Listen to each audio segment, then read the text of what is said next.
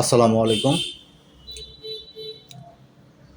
আমরা এই সফটওয়্যারে যে এন্ট্রিগুলো করতেছি এগুলো প্রত্যেকটা এক একটা ট্রানজ্যাকশন। তো সাপোজ মনে করেন যে একটা ট্রানজ্যাকশন আমার ভুল হয়েছে,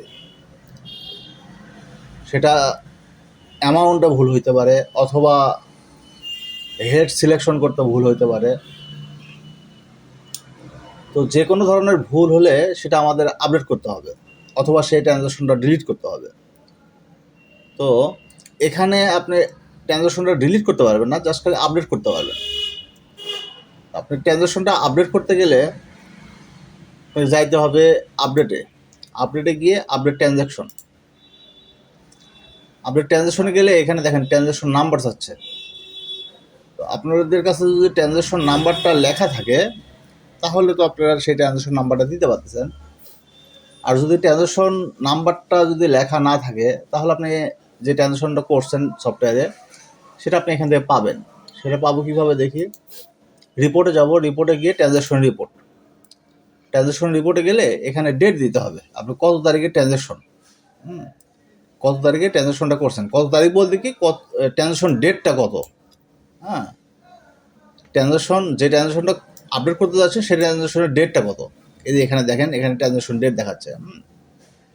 আচ্ছা, আমি 1 তারিখ থেকে এই পর্যন্ত যে ট্রানজ্যাকশনগুলো করছে সেগুলো দেখে নিই একটু, তার ভিতর যেখানে একটা আপডেট করে দেখাই। দেখেন এখানে দেখেন ট্রানজ্যাকশন নাম্বার, আর এখানে কী ট্রানজ্যাকশন হয়েছে সেটা বিস্তারিত দেখাচ্ছে। আর এখানে একটা ঘর আছে ট্রানজ্যাকশন টাইপ। এখানে ট্রানজ্যাকশন কিন্তু শর্ট আকারে দিয়েছি কারণ যাতে ছোট হয় ঘরটা। এখানে ট্রানজ্যাকশন টাইপ এম আছে, এস আছে। তো আপনারা এই যে ট্রানজ্যাকশন টাইপ যেটা এস, এটা কিন্তু আপডেট করতে পারবেন না। কারণ কি, এটা এস দ্বারা বোঝাচ্ছে হচ্ছে সিস্টেম ট্রানজ্যাকশন, মানে আপনি যে ট্রানজ্যাকশনটা করতেছেন না ডাইরেক্ট, হয়তো বা আপনি একটা প্রোডাক্ট ক্রয় করতেছেন, ক্রয়টা পারচেসটা এন্ট্রি করতেছেন প্রোডাক্ট হিসাবে আর হচ্ছে যে অ্যামাউন্ট হিসাবে, সেটাকে তার করসপন্ডিং একটা টাকার লেনদেন হচ্ছে, সেই টাকার লেনদেন কিন্তু আপনি করতেছেন না, আপনি শুধুমাত্র প্রোডাক্টের এন্ট্রি করতেছেন। এখানে দেখেন, আমি দেখাই দিচ্ছি একদম এইভাবে।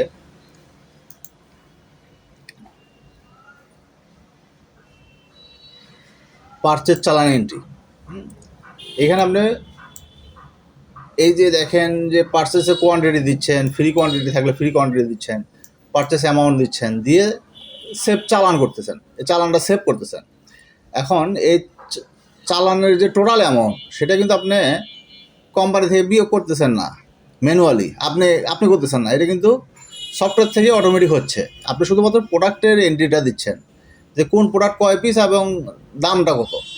হ্যাঁ, তা আপনি যখন এই প্রোডাক্টের এন্ট্রিটা করতেছেন, এখন ওই দামটা কিন্তু আপনার কোম্পানি থেকে মাইনাস হয়ে যাচ্ছে।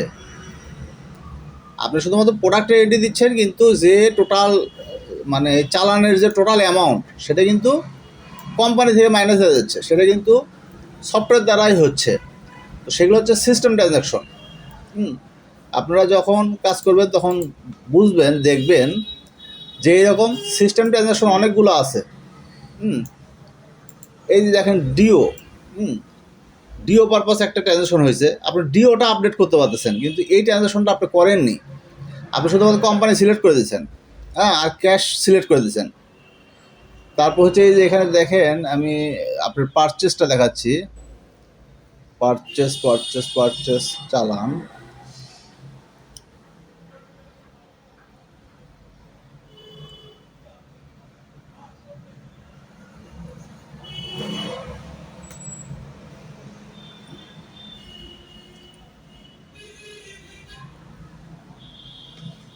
এই দেখেন চালান নাম্বার 1, হ্যাঁ, এখানে কিন্তু এই দেখেন কোম্পানি থেকে এটা মাইনাস হয়ে গেছে, এই ফিগারটা 14,253 টাকা 60 পয়সা, এই ফিগারটা কোম্পানি থেকে মাইনাস হয়ে গেছে। এই ট্রানজ্যাকশনটা আপনি করেন, আপনি শুধুমাত্র প্রোডাক্টের চালানটা এন্ট্রি দিয়েছেন এখানে। তো এই যে এই ট্রানজ্যাকশনটা কিন্তু সিস্টেম ট্রানজ্যাকশন হিসেবে দেখাচ্ছে এস দিয়ে। তো ম্যানুয়ালি যেটা, সেই ট্রানজ্যাকশনগুলো আপনি আপডেট করতে পারবেন। আচ্ছা, আমি তাহলে এটার বিস্তারিত আমি অন্য জায়গায় বলবো। হ্যাঁ, অন্য একটা ভিডিওতে আছে, সেটাতে আমি বলছি বিস্তারিত। হ্যাঁ, সেটা আপনারা একটু দেখে নিয়েন যে ট্রানজ্যাকশনের যে এই ট্রানজ্যাকশন রিপোর্টের বিস্তারিতটা। তো আমি এখানে একটা ট্রানজ্যাকশন আপডেট করি। দেখেন এই যে ভ্যান ক্রয় বাবদ যে একটা ট্রানজ্যাকশন হয়েছে, এই যে ক্রেডিট নিছি আমির আলীর কাছ থেকে, আর ক্যাশে সেটা জমা হয়েছে। হ্যাঁ, ভ্যান ক্রয় বাবদ তার কাছ থেকে আমি ধার নিছি আমির আলীর কাছ থেকে। এই ট্রানজ্যাকশনটা আমি করছি। এটা ট্রানজ্যাকশন আইডি হচ্ছে 5। আচ্ছা, তাহলে এখানে দেখেন 5 নাম্বার ট্রানজ্যাকশনে ভ্যান ক্রয় বাবদ আমির আলীর কাছ থেকে ক্রেডিট নেওয়া। এই ট্রানজ্যাকশনটা আমি আপডেট করব। আচ্ছা, আপডেটে গেলাম, আপডেটে গিয়ে আপডেট ট্রানজ্যাকশন 5 নাম্বার দিলাম, দিয়ে ফাইন দিলাম।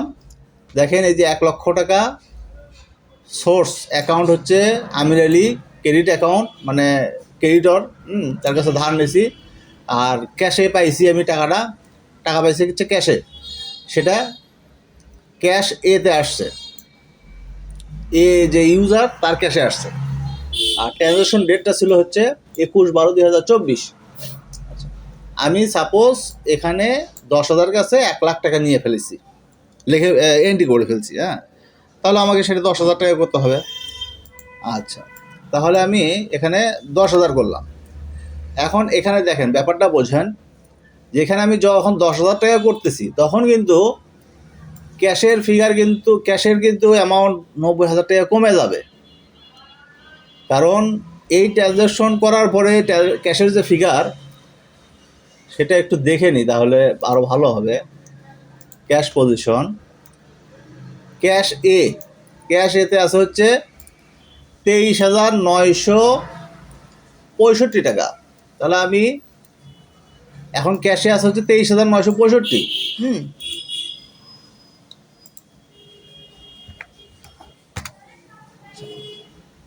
23,965। তাহলে আমি এখানে 90,000 না কমায় 10,000 কমাই, তাহলে বোঝা যাবে ভালোভাবে।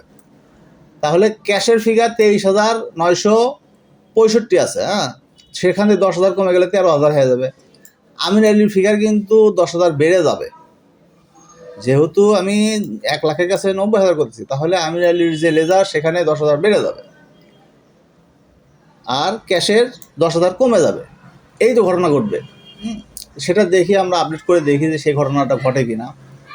আপডেট ট্রানজ্যাকশন, তাহলে দেখেন এখানে দেখাচ্ছে যে transaction save successfully, new transaction ID 53। তাহলে আমরা যাচাই করে দেখি যে ক্যাশের কন্ডিশনটা, ক্যাশের এফেক্টটা পড়ছে কিনা। ক্যাশ পজিশন দেখেন 13,965। হ্যাঁ, আগে ছিল কিন্তু 23,965। আচ্ছা, আর আমির আলীর ফিগারটা দেখি। যেহেতু ওই ক্রেডিটের অ্যামাউন্ট 10,000 বেড়ে যাবে,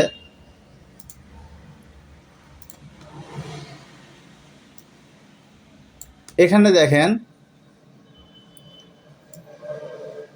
50,000 ফিগার ছিল। ক্রেডিটের ফিগার ছিল কিন্তু 50,000, সেটা কিন্তু এখন 40,000 হয়ে গেছে, -40,000। তার মানে 10,000 বেড়ে গেছে। কিন্তু এখানে -50,000 ছিল, সেটা এখন -40,000, তার মানে 10,000 বেড়ে গেল না।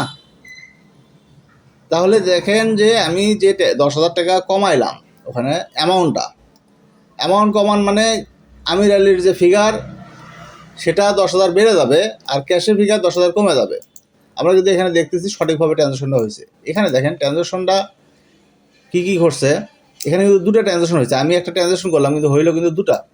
এখানে যে আগে যে 1 লক্ষ টাকা ছিল, সে 1 লক্ষ টাকা কিন্তু ক্রেডিট হয়ে গেছে, মানে 1 লক্ষ টাকা তার নামে জমা হয়ে গেছে, আর 90,000 টাকা তার থেকে আবার বিয়োগ হয়ে গেছে।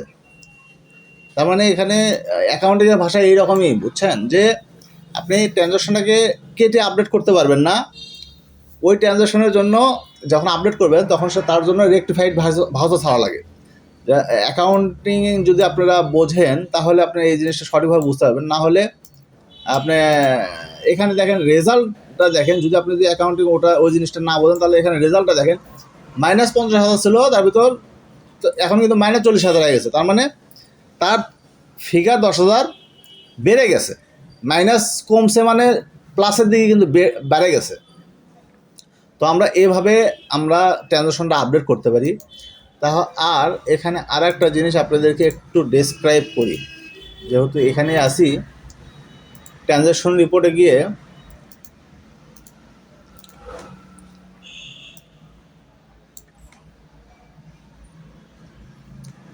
এখানে দেখেন, এই যে 52 নম্বর ট্রানজ্যাকশন হয়েছে আর এই যে 53 নম্বর ট্রানজ্যাকশন হয়েছে, আমি যেটা বললাম দুটো ট্রানজ্যাকশন হয়েছে। আমি একটা ট্রানজ্যাকশন করলাম কিন্তু তার করসপন্ডিং দুটো ট্রানজ্যাকশন হলো। দেখেন এই যে transaction number 5, reverse transaction for transaction number 5 number transaction reverse হয়েছে, মানে উল্টা হয়েছে। আগে যেটা ছিল আমির আলী ছিল এই পাশে আর ক্যাশ ছিল হচ্ছে এই পাশে। এই আমির আলী ছিল হচ্ছে এই সোর্সে আর এই ক্যাশ ছিল হচ্ছে ডেস্টিনেশনে। সেটাকে উল্টাই দিছি, তার মানে ট্রানজ্যাকশনটা জিরো হয়ে গেল, উল্টাই দেওয়া মানে জিরো হয়ে গেল। তারপর আবার আর একটা ট্রানজ্যাকশন হয়েছে, আমির আলী এই পাশে আর ক্যাশ হচ্ছে এই পাশে, সেটা হচ্ছে 90,000। তো 1 লাখের থেকে 90,000 বাদ দিলে 10,000, এই 10,000 টাকা কিন্তু এফেক্ট পড়ছে। এখন দেখেন এখানে 5 নাম্বার ট্রানজ্যাকশনটা দেখেন, 5 নাম্বার ট্রানজ্যাকশনটা কিন্তু এখন ট্রানজ্যাকশন ওখানে কিন্তু দেখালো ট্রানজ্যাকশন নতুন ট্রানজ্যাকশন আইডি। এই যে 53 নাম্বার নতুন ট্রানজ্যাকশন আইডি দেখাইছে। আর 5 নাম্বার ট্রানজ্যাকশন কিন্তু এখানে দেখেন সিস্টেম হয়ে গেছে। তার মানে এই 5 নাম্বার ট্রানজ্যাকশন আপনি আর আপডেট করতে পারবেন না, কারণ এটা সিস্টেম থেকেই সফটওয়্যার থেকে আপডেট করে দিছে যে এই ট্রানজ্যাকশনটা এখন সিস্টেম ট্রানজ্যাকশন। এর করসপন্ডিং অন্য ট্রানজ্যাকশন আছে, সেটা এই যে দেখেন 52 আর 53। 52 নাম্বারটাও সিস্টেম ট্রানজ্যাকশন, ওটার সাথে এটা দেখেন ওটাও কিন্তু 1 লাখ টাকা, এটাও 1 লাখ টাকা, ওটার এটা উল্টা ট্রানজ্যাকশন, যার কারণে জিরো হয়ে গেছে। এখানে দেখেন 52 নাম্বার ট্রানজ্যাকশন দেখেন, এই যে ক্যাশ সোর্সে আর হচ্ছে আমির আলী ডেস্টিনেশনে, ফিগার হচ্ছে 1 লাখ। আর এখানে দেখেন আমির আলী সোর্সে ক্যাশ ডেস্টিনেশনে, ফিগার 1 লাখ। তার মানে এই দুটো ট্রানজ্যাকশন রিভার্স ট্রানজ্যাকশন, একটা বিপরীত আর একটা, একই অ্যামাউন্ট 1 লাখ টাকা। তাহলে 1 লাখ টাকা 1 লাখ টাকা বিপরীত হলে তাহলে জিরো হয়ে গেল। আর যেটা আমি নতুন ট্রানজ্যাকশন করলাম যে 90,000 টাকা, সেটা হচ্ছে এই যে এটা দেখেন 53 নম্বর ট্রানজ্যাকশন 90,000 টাকা আমির আলী সোর্সে, আর হচ্ছে যে ক্যাশ এ হচ্ছে ডেস্টিনেশনে, এই 90,000 টাকা। আর এটা হচ্ছে ম্যানুয়াল। আপনি এখন যদি এই ট্রানজ্যাকশনটা আপনি আপডেট করলাম, ওর করসপন্ডিং যে ট্রানজ্যাকশন হয়েছে সেটা 53 নাম্বার, এখন আপনি এটা আপডেট করতে পারবেন। তো আপনারা রেজাল্টটা দেখেন, যদি সঠিকভাবে এটা পুরোপুরিভাবে না বুঝতে পারেন তাহলে আমাদেরকে ফোন করতে পারেন। এখানে দেখেন এই যে হেল্পলাইন নাম্বার দেওয়া আছে, এখানে ফোন করে আপনারা ব্যাখ্যা নিতে পারবেন। অথবা আপনি জিনিসটার রেজাল্টটা দেখেন যে রেজাল্টটা আমি 10,000 টাকা যে কমাইছি সেটা সঠিকভাবে এফেক্ট পড়ছে কিনা। কারণ কিছু কিছু অ্যাকাউন্টিং ভাষা আছে তো, যেটা হয়তো বা আপনাকে অ্যাকাউন্টিং ব্যাকগ্রাউন্ড না থাকলে হয়তো বুঝতে পারবেন না।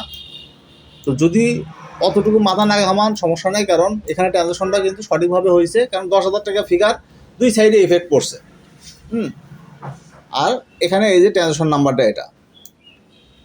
তো এইভাবে আমরা যে কোনো ধরনের ট্রানজ্যাকশন, যে কোনো ট্রানজ্যাকশন সেটা আমরা আপডেট করতে পারবো, কারণ আমাদের যখনই ভুল হবে তখন আমাদের সেটা আপডেট করা লাগবে।